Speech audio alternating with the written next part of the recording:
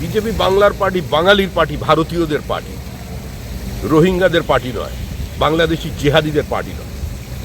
বাংলার বায়ু, বাংলার জল, বাংলার মাটিকে কারা কলুষিত করেছে, কারা কলঙ্কিত করেছে? তৃণমূল কংগ্রেস। দাড়িভিটে উর্দুর পরিবর্তে বাংলা শিক্ষকের দাবি নিয়ে 2 জন ছাত্র শহীদ হয়েছেন। এখনো তাদের মরদেহগুলো পোতা আছে মাটির নিচে, দাহ সংস্কার করেনি।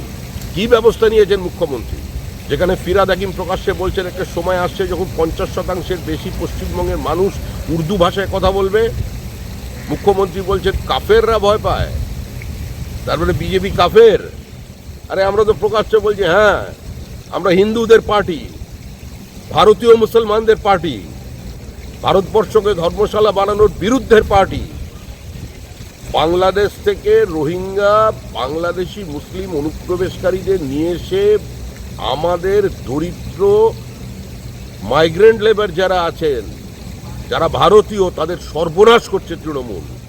বন্দ্যোপাধ্যায় এই পার্লামেন্টে দাঁড়িয়ে বলতেন যে তাকে সিপিএম আক্রমণ করেছে, সিপিএম খুন করতে চাইছে, তাকে আন্দোলন করতে দেওয়া হচ্ছে না, তাকে কোনো জায়গায় বেরোতে দেওয়া হচ্ছে না। আর আজকে সংসদীয় গণতন্ত্রের যার স্থান, মুখ্যমন্ত্রীর পরে বিরোধী দলনেতা শুভেন্দু অধিকারী, যিনি এই লোকসভার সদস্য ছিলেন, এই পার্লামেন্ট হাউসে ছিলেন, আজকে তিনি কোর্টের নির্দেশে কালকে যখন যাচ্ছিলেন চিতাইয়ে, তখন তার উপরে যে আক্রমণ হলো সেটা তাকে খুন করার জন্য আক্রমণ হয়েছিল। সিআইএসএফ না থাকলে তিনি প্রাণে বেঁচে থাকতেন না। তা আমি চাই একজন প্রাক্তন সাংসদ এবং বিরোধী দলনেতা, একটা সাংবিধানিক পদ যার আছে, আজকে তিনি আক্রান্ত হচ্ছেন, তাকে খুন করার চক্রান্ত করছে জেহাদিরা। পুলিশকে নিরাপত্তা দিতে বলা হয়েছিল, কি নিরাপত্তা দিল পুলিশ? বিবিসি কখন জল ছাড়ে, কিভাবে জল ছাড়ে এবং রাজ্যের প্রতিনিধিকে সঙ্গে নিয়ে তাকে জানিয়ে জল ছাড়ে, এটা পশ্চিমবঙ্গের মানুষ জানেন। আসলে মুখ্যমন্ত্রী বারবার পশ্চিমবঙ্গের মানুষকে এতটা মূর্খ, অশিক্ষিত, রাজনৈতিকভাবে অচেতন কেন মনে করছেন?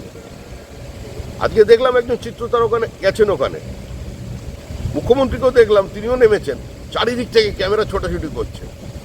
তা আসল অ্যাক্টরটা কে সেটা মানুষ বোঝে।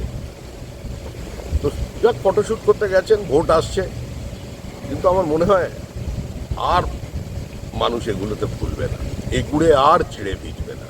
বিসর্জন অনিবার্য।